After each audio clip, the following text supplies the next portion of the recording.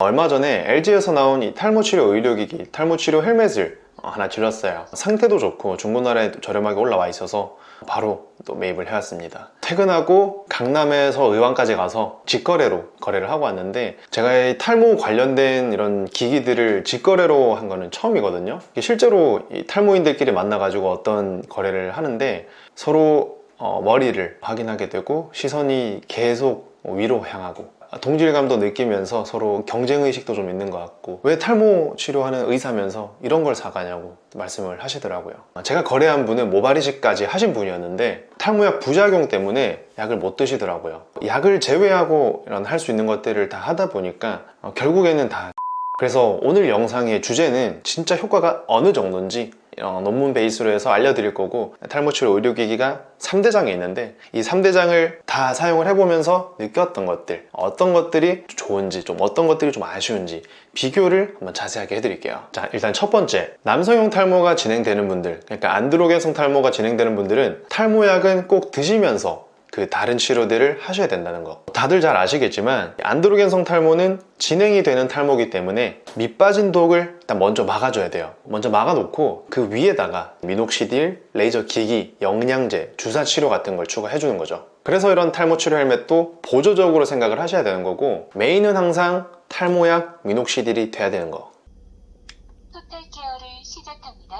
이렇게 LLT라고 해서 헬멧 안에서 이렇게 빛이 나옵니다. 이런 레이저들이 모낭에 있는 미토콘드리아를 자극하고 이때 생산되는 에너지로 모낭세포가 더 열심히 일하게 되는 원리인데, 모낭 주변 혈관도 확장시켜서 전체적으로 모발이 굵고 건강하게 잘 자라도록 도와주는 거예요. 이 LLT가 탈모 외에도 대상포진, 흉터 회복, 상처 회복, 또 여러 가지 방면으로 미용적으로도 많이 쓰이고 있고요. 그동안 이 LLT가 탈모에 어떤 효과가 있다 없다 의사들 사이에서도 좀 의견이 나뉘기도 했는데, 최근까지 나온 리뷰 논문들을 보면 탈모에 긍정적인 효과가 있었다. 근거 레벨이 높은 이런 종합 리뷰 논문에서도 탈모에 긍정적인 효과가 있다고 말하고 있어요. 체감을 하시는 분들도 있고 저처럼 체감을 못 하시는 분들도 있는데 일반적으로는 긍정적인 효과가 있다는 거예요. 또 주목할 만한 점은 레이저 단독기기를 사용한 군에서 더 효과, 만족도가 높게 나타났어요.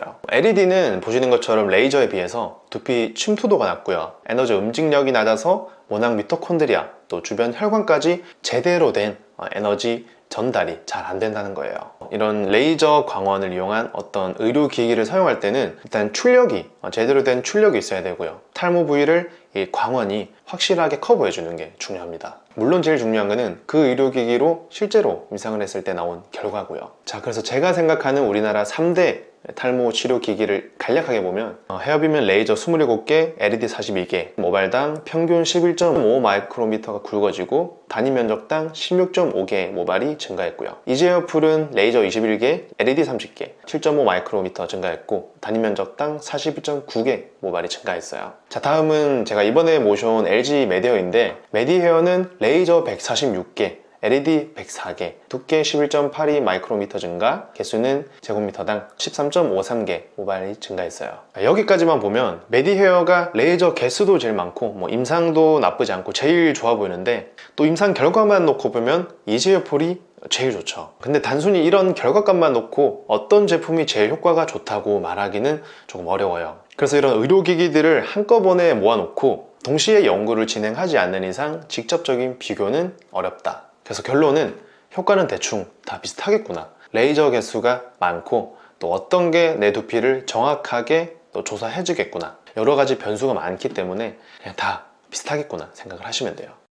효과가 비슷하다면 이제 우리가 비교를 해봐야 되는 기준은 이 제품이 얼마나 편하고 얼마나 사용하기가 쉬운가, 이게 두 번째로 중요하다고 생각하거든요. 어떤 치료를 하더라도 그 치료가 편하고 내가 지속적으로 할 수 있어야 돼요. 그런 면에서 이런 의료기기들은 내가 사용하기 편한 게 굉장히 중요한데, 제가 헤어빔도 10년 넘게 써봤고 이제어풀도 제가 광고가 들어왔을 때 그때 한 몇 개월 정도, 2, 3개월 정도는 사용을 했었거든요. 이렇게 사용을 해보면서 제가 가장 편했던 의료기기는 넘사벽이라고 말할 수 있을 정도로 LG 메디헤어가 제일 편하고 제일 손도 잘 갔어요. 보시는 것처럼 고정력도 굉장히 뛰어나고 특별히 두피에 거슬리는 것도 없고 충전도 굉장히 편하고요. 이제어풀도 충전식이고 굉장히 편하긴 한데 고정력이 다소 뒤로 고개를 숙였을 때 잘 벗겨지더라고요. 또 사이즈가 조절이 안 되는 단점이 있기도 하고요. 마지막으로 헤어빔은 이렇게 유선이라서 불편한 게 좀 있고요. 뒤에 패드를 덧대서 사이즈를 조절하는 방식인데